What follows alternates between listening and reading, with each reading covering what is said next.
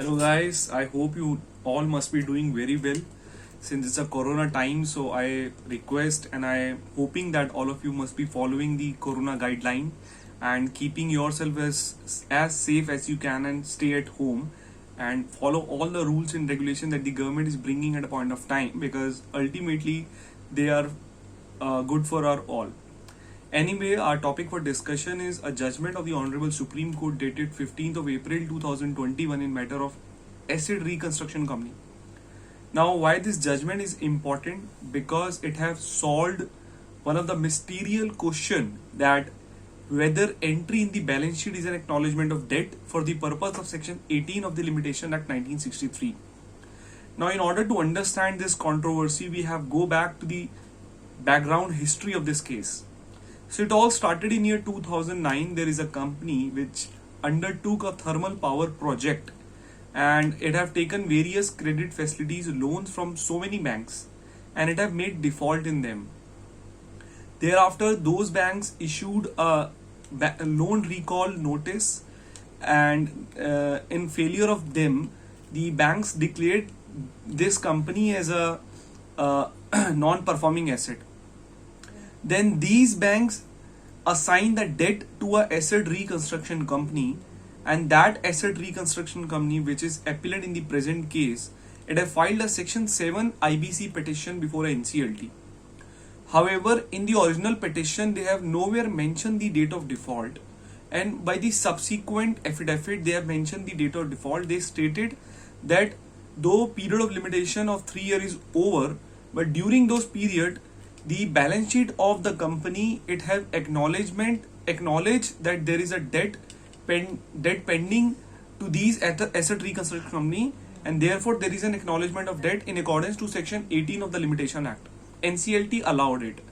However, when matter went to Honorable NCLAT 3-judge bench, it doubts the correctness of the 5-judge bench judgment in V. Padma Kumar, which hold that acknowledgement entry in the balance sheet is not an acknowledgement of debt.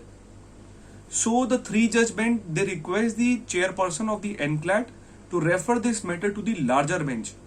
However, the chairperson of the Honorable NCLAT, it refused. It says that 3-judge bench is not competent to refer the matter to the larger bench, and therefore this matter came to Supreme Court. Now the short question before the Honorable Supreme Court is whether entry in the balance sheet is an acknowledgement of debt. Supreme Court answered it in yes. However, Supreme Court firstly discussed that whether the Limitation Act is applicable to the Insolvency and Bankruptcy Code. Well, in the year 2018, IBC second amendment. Through this IBC second amendment, Section 238 capital A was inserted, and this section says that Limitation Act will be applicable to the IBC as far as practicable. In the subsequent judgment of Supreme Court, this says that this Section 238A is only clarification in nature, and therefore the retrospective effect is valid in law.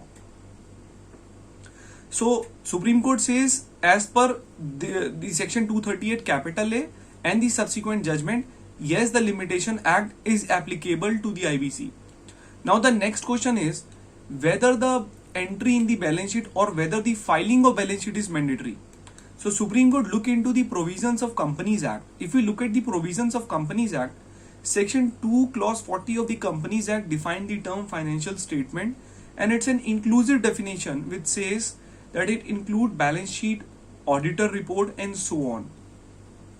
Section 128, Section 129, Section 134, Section 137 of the Companies Act, if we together read them, it says that financial statement are to be kept at a registered office, financial statement are to be signed before approval, financial statement have to be filed before ROC. Section 92 says that what are the contents or what are the particulars to be mentioned in the annual return. Supreme Court says that reading all these provisions together shows that yes, the filing of balance sheet is mandatory in law. But the question is whether the entry in the balance sheet is mandatory in law. Supreme Court says yes, the filing of balance sheet is mandatory in law, but the content of the balance sheet, it is totally a voluntary act of the company that what they acknowledge or what they does not acknowledge. Supreme Court answers that yes, entry in the balance sheet would be a acknowledgement of debt for the purpose of section 18 of the Limitation Act 1963, and the judgment of V Padma Kumar in Honorable NCLAT is not correct in law because it have not taken in view the binding judgments of the Supreme Court. However, in this case, Supreme Court clarified that whether the the entry in balance sheet is an acknowledgement of debt for the purpose of section 18 or not, it would clearly depend upon the facts of the case, the combined reading of the auditor report, auditor remarks, attachments, and the content in the balance sheet, which shows that whether there is an acknowledgement or not. One more interesting thing in this case, one of the appellant in this case, they have never in their pleading mentioned that there is acknowledgement of debt through entry in the balance sheet. However, Supreme Court, looking into the gravity of the case, with the cost of rupees 1 lakh, allowed that company to plead again before the Honorable NCLAT that there is a acknowledgement by entry in the balance sheet, and Honorable NCLAT will look into this provision. So that's all from my end on this judgment, and it's a short judgment, but it's very important from the perspective of the IBC, company law, as well as the Limitation Act. I hope you have liked this video. Thank you so much, and please take care of yourself.